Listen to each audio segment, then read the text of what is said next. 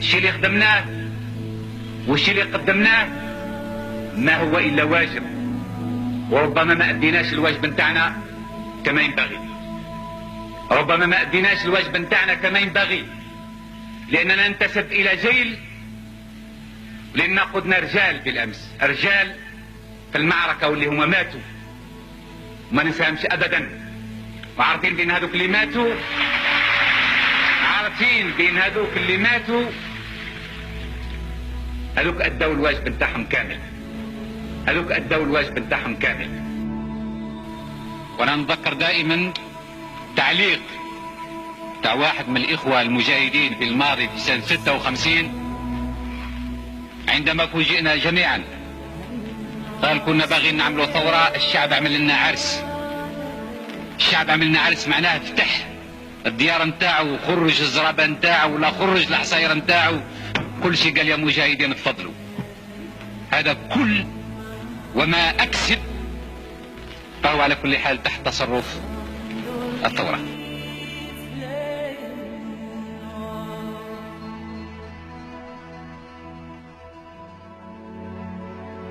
وليست ثورة عائلة مالكة، الحمد لله احنا لا نكسب لا فوق الأرض ولا تحت الأرض، خدامين أحزاب. Il faut qu'on retrouve ce grand peuple, le cœur des grands mondes, pour défendre sa patrie, pour défendre sa révolution. باش يدافع على الشرف كذلك نتاعنا.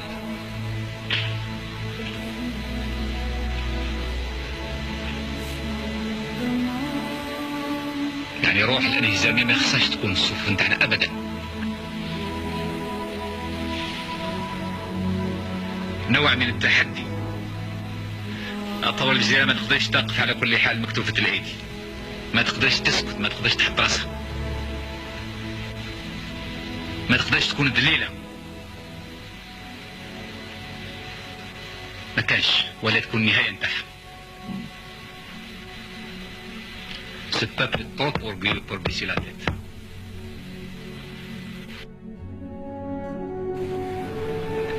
القضية هي قضية نتاع رجال، والمشكل اليوم اللي مطروح في الجزائر هو مشكل نتاع رجال،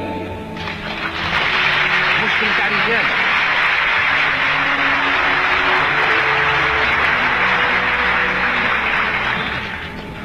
اختيار الرجال حتى نكون صريحين يعني، هل كل الرجال اللي عندهم مسؤولية هم ملتزمين؟ أنا أقول إذا كان قلنا نعم نكونوا غلطين. نفتخر بديمقراطية أن لا سيدة في هذا البلاد، أن لا سيدة في هذه البلاد، وأن الشعب هو السيد. لا سيدة في هذه البلاد،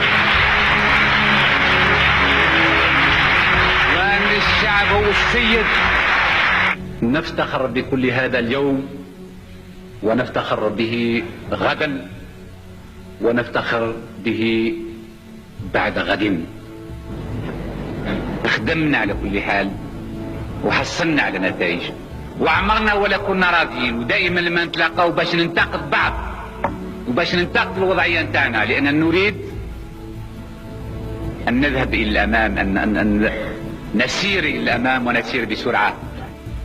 صح المشاكل بيننا احنا كجزائر موالفين رجال على كل حال، نحلوا مشاكلنا كعرف، نحلوا مشاكلنا بالزروطة إذا كان لازم الحل، ولكن نحلوها بيناتنا.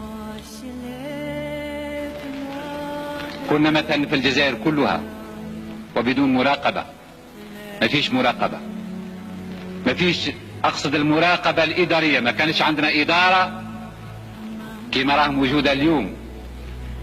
لكن المناضل البسيط كان يخرج من حدود الولاية الرابعة من الورشنيس وهاز شكارة نتاع الدراهم ويوصلها حتى المغنية، ما يخصش منها فلس واحد.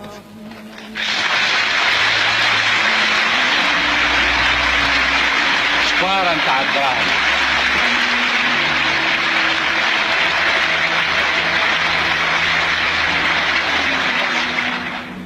هذا الجانب كان كان جانب مهم، وكان يمثل القوة، كان يمثل الطهارة، كان يمثل النزاهة. والطهارة والنزاهة تولدت عنها الثقة بين المجاهدين كمجموعة اللي تعتبر المصير نتاعها واحد. الثقة بين المجاهدين وبين الشعب. إذن كان المراقب الحقيقي والرادع هو الضمير نتاع كل واحد.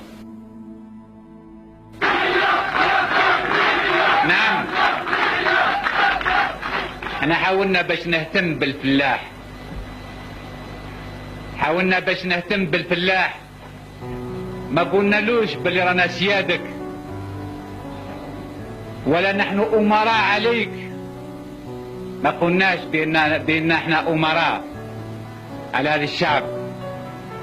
قلنا بلي رانا خارجين من وسط هذا الشعب، ونعرف المشاكل نتاعو، ونعرف الصعوبات نتاعو، ونعرف الاحساسات نتاعو، ونعرف الشعور نتاعو. فلهذا نحن ابناء شعب، ونحن في خدمة هذا الشعب لا اكثر ولا اقل.